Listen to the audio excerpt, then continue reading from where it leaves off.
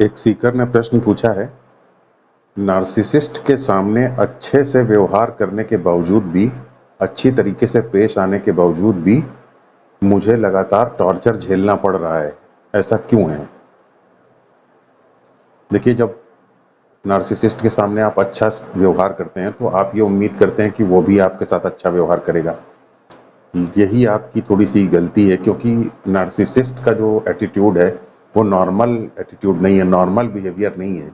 यही तो उसकी पैथोलॉजिकल कंडीशन है कि उसका जो बिहेवियर है वो नॉर्मल नहीं है। तो वो किस तरीके से करता है?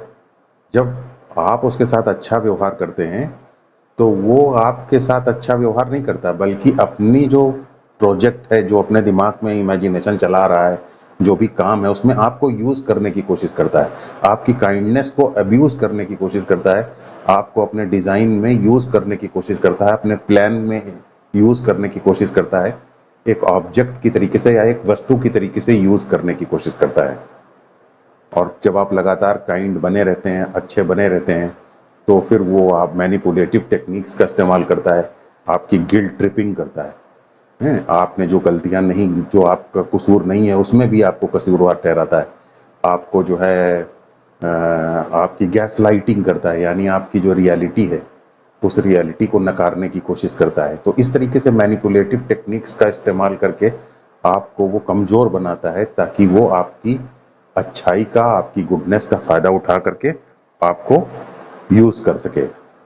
तो उसका जो बिहेवियर है वो बेसिकली ट्रांजैक्शनल बिहेवियर है। ट्रांजैक्शनल बिहेवियर का मतलब है वो आपकी अच्छाई को अब्यूज़ करता है, यूज़ करता है, ना कि आपकी अच्छाई को रेसिप्रोकेट करता है और परस्पर परस्पर उसका अच्छाई का व्यवहार आपके साथ होता है, ऐसा नहीं है। तो ये एक बहुत ही इंपॉर्टेंट बात है, हमें इसको समझना चाहिए। और अगर आप थोड़ा सा इसके अंदर की जो डीपर साइकोलॉजी है उसके ऊपर विचार करेंगे तो भी आप ज़्यादा अच्छे तरीके से बातों को समझ पाएंगे। एक्चुअली जो नार्सिसिस्ट है वो, जैसे कि उसकी जो पैथोलॉजिकल कंडीशन है उसको अगर आप देखेंगे तो वो पैथोलॉजिकल कंडीशन तो ये है कि वो अपनी लाइफ की इनसिक्योरिटीज़ को, अपनी लाइफ की असुरक्षा की जो भावना है, अपनी लाइफ की जो सैडनेस और पेन है, उसको कवर करने के लिए एक फॉल्स इमेज रखता है ग्रैंडियोसिटी की, ऐश्वर्यपूर्ण और अद्वितीय होने की, सर्वज्ञ होने की एक फॉल्स झूठी इमेज रखता है, झूठी सेल्फ इमेज रखता है। और झूठी सेल्फ इमेज आपके साथ काम तभी कर सकती है, झूठा ईगो काम तभी कर सकता है जब आप उससे आइडेंटिफाई ज़्यादा से ज़्यादा करें। जितना आप झूठी सेल्फ इमेज रखेंगे उतना ही आपको उसके साथ ज़्यादा आइडेंटिफाई करना पड़ेगा, उसे ज़्यादा जोड़ के अपने आप को देखना पड़ेगा। क्योंकि अगर आप ज़्यादा नहीं जोड़ेंगे तो वो झूठी सेल्फ इमेज टिक ही नहीं पाएगी। तो आपको ज़्यादा से ज़्यादा उसको अपने सेल्फ के साथ जोड़ना पड़ेगा, ज़्यादा से ज़्यादा उसके साथ आइडेंटिफाई करके रहना पड़ेगा। और जब आप झूठी सेल्फ इमेज के साथ, झूठे ईगो के साथ ज़्यादा आइडेंटिफाई करते हैं तो आपके अंदर एक परिवर्तन होता है। वो परिवर्तन ये है कि आपको चीज़ें ब्लैक एंड वाइट दिखाई देने लग जाती हैं, आपको ग्रे नहीं दिखाई देती। लाइफ क्या है? लाइफ ग्रे है, लाइफ ब्लैक एंड वाइट नहीं है। जिस व्यक्ति से आप नाराज हैं उसके अंदर कुछ अच्छाइयाँ भी हैं, उसके अंदर कुछ बुराइयाँ भी हैं, तो उसकी लाइफ ग्रे है। लेकिन जब आप ब्लैक एंड वाइट में देखते हैं तो फिर आपको व्यक्ति या तो पूरी तरीके से अच्छा दिखता है, एकदम एंजेलिक वे में अच्छा दिखता है, या पूरी तरीके से विलेन की तरीके से दिखता है। तो नार्सिसिस्ट जो है वो या तो आपको पूरी तरीके से अच्छा देखता है या पूरी तरीके से विलेन की तरीके से देखता है। तो ये इसीलिए होता है क्योंकि उसका आइडेंटिफिकेशन बहुत स्ट्रांग है। और याद रखिए, आइडेंटिफिकेशन जितना स्ट्रांग होगा उतना डिस्क्रिशन या विवेक जो है वो खत्म हो जाएगा। छोटे बच्चे के अंदर भी ये चीज़ होती है। देखिए, छोटा बच्चा भी ब्लैक एंड व्हाइट में ही चीज़ें देखता है, लेकिन उसका रीज़न आइडेंटिफिकेशन नहीं है, उसका रीज़न इमैच्योरिटी है। तो छोटा बच्चा इमैच्योर होने की वजह से ग्रे एरिया नहीं देख पाता, वो ब्लैक एंड व्हाइट में ही देखता है। उसके लिए लोग या तो अच्छे हैं या बुरे हैं, बुरे होंगे तो पीटने लगेगा, अच्छे हैं तो उसको प्यार करने लगेगा।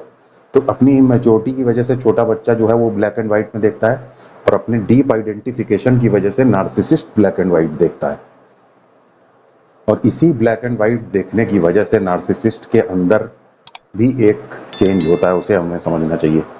Narcissist evil, benevolence, black and white, good and bad, in terms में चीज़ों को देखता है। तो जब आप इन टर्म्स में देखेंगे चीज़ों को तो क्या होगा? आप नार्सिसिस्ट अपने आप को गुड समझता है, तो गुड जब, चूंकि गुड उसका फॉल्स इमेज की वजह से गुड है, तो जब कोई चीज फॉल्स होगी तो उसकी सेल्फ सस्टेनिंग नहीं होगी, क्योंकि फॉल्स की डेफिनेशन ही यही है कि जो खुद टिक ना सके, स्वयं की जिसके अंदर सत्ता ना हो, तो वो सेल्फ एविडेंट नहीं होगा। तो उसे क्या है, रिलेटिव आइडेंटिटी होगी, यानी दूसरे के परिप्रेक्ष्य में ही आपकी सेल्फ आइडेंटिटी टिक पाएगी। तो नार्सिसिस्ट अपने आप को गुड समझ सके, अच्छा समझ सके, इसके लिए कोई बैड होना जरूरी है सामने। वो बैड कौन है? वो बैड आप है या वो बैड कोई दूसरा है? तो नार्सिसिस्ट की अगर आप उसका सहयोग कर रहे हैं, जिसकी वो बुराई कर रहा है, तो आप थोड़े गुड हैं, लेकिन अगर आप सहयोग नहीं कर रहे हैं तो आप बैड हैं। आपका बैड होना जरूरी है नार्सिसिस्ट के लिए, क्योंकि जब तक आप बैड नहीं होंगे तब तक नार्सिसिस्ट अपने आप को गुड की तरीके से देख नहीं पाएगा। इसीलिए जब आप ये एक्सप्लेन करते हैं नार्सिसिस्ट के सामने, लॉजिक देते हैं कि नहीं मैं अच्छा हूँ, मेरी कोई गलती नहीं है, तो नार्सिसिस्ट इसीलिए इतना एग्रेसिव हो जाता है, इसीलिए इतना नाराज हो जाता है और आपके आर्ग्यूमेंट्स को इसीलिए एक्सेप्ट नहीं कर पाता। क्योंकि जब आप कहते हैं कि आप अच्छे हैं, तो इसका मतलब आप नार्सिसिस्ट के सामने बुरे नहीं हैं। अगर बुरे नहीं होंगे तो फिर आप, वो कैसे अपने आप को अच्छा महसूस कर पाएगा आपकी कंपैरिजन में? तो जब आप अपने आप को अच्छा बताते हैं तो फिर क्या होता है कि उसी कंपैरिजन में, उसी रिलेटिविटी में नार्सिसिस्ट का की ये फीलिंग कि मैं अच्छा हूँ कम हो जाती है। और जब उसको ये कम महसूस होने लग जाता है, कम वो अपने आप को अच्छा महसूस कर पाता है, तो उसकी जो सेल्फ आइडेंटिटी है उसके ऊपर चोट पहुंचती है और इसकी वजह से वो एग्रेसिव हो जाता है, नाराज हो जाता है और आपको विलेन की तरीके से ट्रीट करने लग जाता है और आपके खिलाफ स्मीयर कैंपेन या दुष्प्रचार चलाने लग जाता है। तो महत्वपूर्ण बात ये नहीं है कि आप नार्सिसिस्ट के सामने अच्छा एक्सप्लेन कर रहे हैं कि अपने आप को कि अच्छा प्रूव कर ले जा रहे हैं कि अच्छा नहीं प्रूव कर ले जा रहे हैं। इम्पॉर्टेंट बात कुछ और ही है, और वो इम्पॉर्टेंट बात ये है कि नार्सिसिस्ट के दिमाग में एक डिज़ाइन है, उसके दिमाग में एक प्लान है, उसके दिमाग में एक नैरेटिव है, उसके दिमाग में एक कथानक है, और उस कथानक का आप एक पात्र मात्र हैं। और अगर आप उसका पात्र बनने के लिए तैयार हैं, कैरेक्टर बनने के लिए तैयार हैं, तो आप नार्सिसिस्ट के लिए एक्सेप्टेबल हैं। और अगर पात्र बनने के लिए तैयार नहीं है तो आप एक्सेप्टेबल नहीं है। इससे कुछ फर्क नहीं पड़ता कि आप एक्सप्लेन करते हैं अपने आप को, सही प्रूव कर ले जाते हैं कि सही प्रूव नहीं कर पाते हैं, कि आप लॉजिक दे पाते हैं कि आप लॉजिक नहीं दे पाते हैं। ये सब बातें इंपॉर्टेंट नहीं है। इंपॉर्टेंट ये है कि उसने जो कथानक गढ़ा हुआ है, उस कथानक का आप पात्र बनने के लिए तैयार हैं कि नहीं। जैसे छोटे बच्चे होते हैं तो वो गुड्डे गुड़िया का खेल खेलते रहते हैं, तो गुड्डे के लिए छोटे बच्चे ने एक रोल तय किया है, गुड़िया के लिए एक रोल तय किया है। अब गुड़िया जैसा रोल उसको वो देगा, उसी हिसाब से वो रोल अगर अडॉप्ट कर, उसी हिसाब से गुड़िया अडॉप्ट कर लेती है रोल, या गुड्डा अडॉप्ट कर लेता है रोल। तो इसलिए वो उतना उनका प्रिय है, क्योंकि बच्चे के दिमाग में जो डिज़ाइंस चल रहे हैं, उसके दिमाग में जो खेल का प्लान है, या बच्चे की जो नीड्स हैं, उन नीड्स के हिसाब से, एस्पिरेशंस के हिसाब से वो गुड्डे गुड़िया को रोल असाइन करता है। और गुड्डे गुड़िया उस बच्चे के का जो ड्रामेटिक कथानक है, जो प्लॉट है, उसमें सेट हो जाते हैं, तो उसी हिसाब से वो उनको एडजस्ट कर देता है।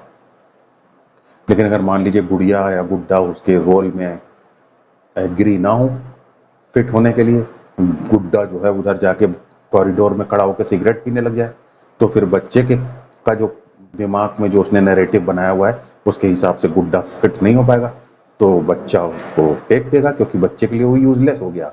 बच्चे के लिए गुड्डा इसीलिए जरूरी है क्योंकि जो बच्चा प्लान करता है, जो अपने दिमाग में इमेजिन करता है, उसके हिसाब से गुड्डा फिट हो जाता है। एकदम एग्जैक्टली नार्सिसिस्ट की भी फैंटेसी यही है। नार्सिसिस्ट चाहता है कि वो फैंटेसी जो आपको शेयर कर रहा है, उसके शेयर्ड फैंटेसी का आप हिस्सा बनिए, उसको स्वीकार कर लीजिए, उसके एक पात्र बन जाइए। और अगर पात्र नहीं बने तो इससे कुछ फर्क नहीं पड़ता कि आप अपनी गुडनेस को एक्सप्लेन कर पाते हैं कि अपनी गुडनेस को एक्सप्लेन नहीं कर पाते। वो आपसे नाराज ही होगा, आपके खिलाफ स्मीयर कैंपेन ही चलाएगा, आपको एक विलेन की तरीके से ही देखेगा। तो इसीलिए उसके सामने अच्छा बनने से कोई बहुत फायदा नहीं है, सरफेस लेवल पर भी और डीपर साइकोलॉजिकल लेवल पे भी, क्योंकि दोनों ही तरीके से आपका नुकसान होता है। तो बॉटम लाइन क्या है, अच्छा बनने की बजाय हम स्ट्रांग बनने की कोशिश करें, क्योंकि जब हम नार्सिसिस्ट के सामने अच्छा बनने की कोशिश करते हैं तो वो हमारी अच्छाई को अब्यूज करता है और डीपर साइकोलॉजिकल लेवल पे हमारी अच्छाई उसको हिट भी करती है, क्योंकि हमारी अच्छाई उसको अपने आप को अच्छा देखने में बाधा पैदा करती है। हम जब बुरे रहते हैं तभी वो अपने आप को अच्छा देख पाता है, क्योंकि उसकी आइडेंटिटी रिलेटिव है, उसकी आइडेंटिटी सेल्फ एविडेंट नहीं है, सेल्फ सस्टेनिंग नहीं है। इसीलिए नार्सिसिस्ट के सामने अच्छा बनने के बजाय बेहतर ये होगा कि हम स्ट्रांग बने, ताकि हम उसके मकड़ जाल से ही बाहर आ पाए।